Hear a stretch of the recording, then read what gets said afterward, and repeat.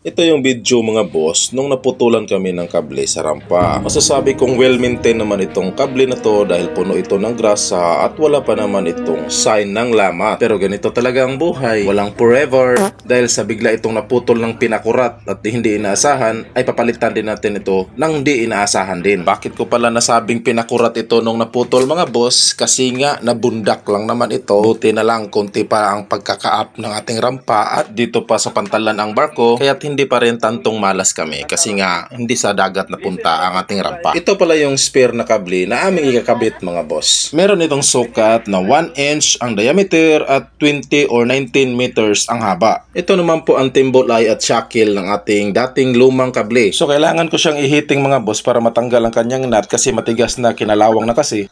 Sir, bunal na po ni. Yun nga mga boss, no? Nakibunal na rin si sir. Ngayon ay nagpapausok ako mga boss or palina sa Bisaya para mawala ang mga masamang elemento or mga engkanto dito sa barko. At ito na nga, tinanggal na nga ni boss ang nut ng ating shackle. Iingat lang kasi medyo mabugnaw ito at pinupupok-pok na nga niya. Napakaganda ng video na to mga boss dahil matutunghayan ng mga baguhan natin ng mga sipirir kung ano ang diskarte ng pagkabit ng bagong kable dito sa rampa na hydraulic ang gamit pag sarado or pangbukas nito. Oh, di kapoy na ka, bunal ra. Huwag papadala sa problema ha. Lakdos boss! Hindi na sana kailangan ng tao dyan sa itaas mga boss kung hindi naputol ang kable na to. Kasi nga idudugtong lang naman natin ang lumang kable at ang bagong kable sa pamamagitan ng welding. At mas madaling diskarte yon kasi nga ang lumang kable na ang magaguide sa ating bagong kable pagkabit na dito. Pagpasok ko na dito sa ating telescopic mga boss no ay sinakapitan na pala ang nagkabit ng ating mga kable sa ruler. Kaya dali-dali akong lumabas para hanapin naman ang spare natin na shackle at timbolay. So ito yung ipapalit natin dito. Putlo na lang tana. Uy, sa. Okay, gamay naman lang po gagunit ang ilaw mo. Kaya na. Kana ba? So ayun na nga, sinadjust ko na palitan na lang yung lumang shackle kasi kinalawang na din ang kanyang katawan at si Paridudong naman ang bahala na doon. Ngayon ay nandito na ako sa loob ng ating port side na baraka kasi nandito yung ating telescopic mga boss. Pinunasan ko pala muna tong nagtalsika ng mga grasa kasi kumakapit to sa coverall at hirap tong labhan. Ngayon ay magpasok na kami ng ating bagong kable dito sa roller. Ito yung mas mahirap mga boss no kasi manumano na nating ika-guide ang bagong kable dito sa kanyang mga roller or puliya. Kailangan natin dito ng hinay-hinay at dahan-dahan lang kasi lumalaban tong lumero uno na kable. Mahirap nang masampal tayo dito sa pisngi at baka tayo ay mabungi.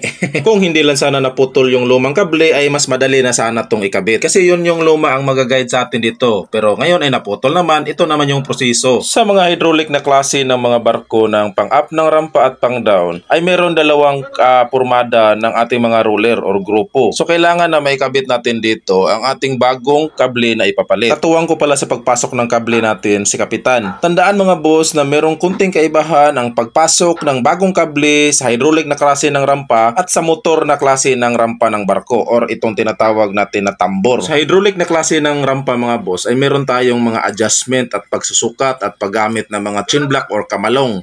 Dito naman sa tambor na klase or motor na klase ng rampa ay wala na, diretso-diretso na. Kasi nga automatic na yung mag-a-adjust. Di kagaya dito sa telescopic or hydraulic na i-adjust pa natin ang kanyang rod. Ngayon ay malapit na kaming matapos sa pagkabit or pagpasok ng ating bagong kable dito mga boss no at ito na nga ibinalik ko na sa pagkabit tong guide ng ating roller para sa ating kable. Pagkatapos ay ikabit na natin ang kanyang lock nut at higpitan na and that's it na. Chin block no. Chin block. Pag salud sa dito ba? Kanang salud Ngayon ay kailangan kong luwagan ang fittings ng hose ng ating hydraulic mga boss no or itong ating silindro para mag-release ang ating hydraulic oil kasi nga babatakin na natin to ng chin block. So naikabit na pala ang bagong shackle. Ngayon ay bumalik naman ako dito sa loob para i-plaster ang ating chin block at mga bell. Pasensya na kayo mga boss, medyo madilim talaga dito kaya nagpupursige na lang akong ilawan ito ng trubolight. Ngayon ay gagamitin na natin ang hikot pataka sa ating bell. Magaan lang naman tong ating chin blockin. Ito yung paglalagyan natin ng ating kamalong or chin block mga boss no para mabatak or mahatak natin ang ating rod sa telescopic. So kailangan siyang hatakin ng chin block mga boss kasi nga naka-ok-ok or nakapasok pa ang ating rod sa telescopic doon sa ating cylinder. Bungad nung pagkaputol ng kable ay naka-up position pa ang ating control nito. Ngayon ay sinimulan ko na siya sa pagbatak mga boss. Hinay-hinay lang muna ako dito sa pag chin block kasi baka madali akong maluya, medyo mainit dito mga boss. Ito pala yung sinasabi ko kanina na kailangang sukatin natin ang ating telescopic sa rod para maging pantay dito mga boss doon sa kabila na telescopic sa ating estribor. Yung sa estribor na ating telescopic or cylinder mga boss no, sa hydraulic, yun yung pagbabasihan natin sa haba ng kanyang rod. Kasi yun yung actual at original na haba or length ng ating rod. Kung hindi magkapantay ang dalawang telescopic o rod mga boss no,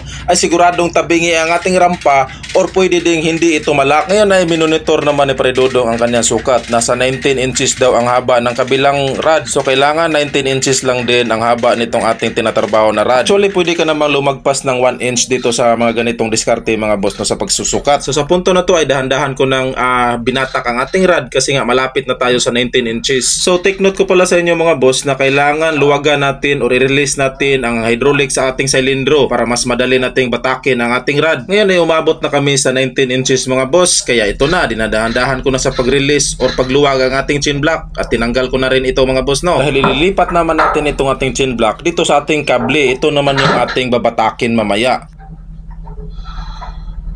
Medyo hiningal ako sa kakachin block at napagod mga boss kasi nga sobrang init dito, para kang ino-oven. Ngayon ay nag-set up na naman kami ng tali para dito sa pag-chin block ng ating kable. Nilagyan ko pala ng wire clip ang ating kable mga boss no, itong dulo, para mas madali siyang kabitan ng ating hook sa chin block. So kailangan nating batakin itong ating kable mga boss para mag-straight siya at magkaroon siya ng tension katulad doon sa estribor. So kung ano ang posisyon or formada doon sa estribor, yun yung gagayahin natin dito sa naputulan ng kable dito sa pabor. So ganyan lang ang diskarte mga boss no. So kailangan gumamit ka ng chin block kasi hindi mo na to makakaya ng kamay-kamay lang. Hindi mo to mapupwersa ang 1 inch na diameter ng ating kable. So take note ko pala sa inyo na kailangan hindi natin makalimutan sa pagkabit itong ating timbol eye. So ito na pala yung tensyon ng ating sa estribor na kable mga boss no. Ito yung ating pinagbabasihan at ito naman yung sa pabor na ating kable. So ito yung ating chin block kanina at ngayon ready na tayo sa paglagay ng ating wire clip dahil halos magkapantay na ang dalawang kable sa estribor at sa pabor ng kanyang hydraulic.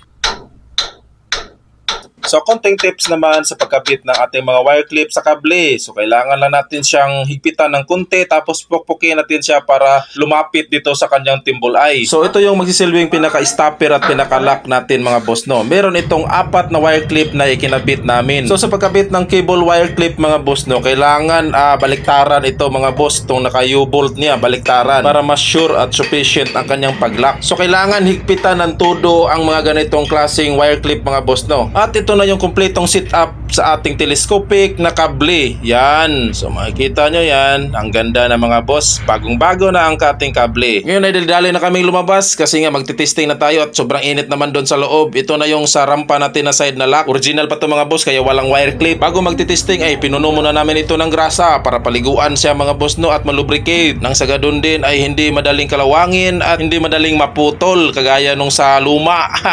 Ngayon ay ready for testing na kami mga boss.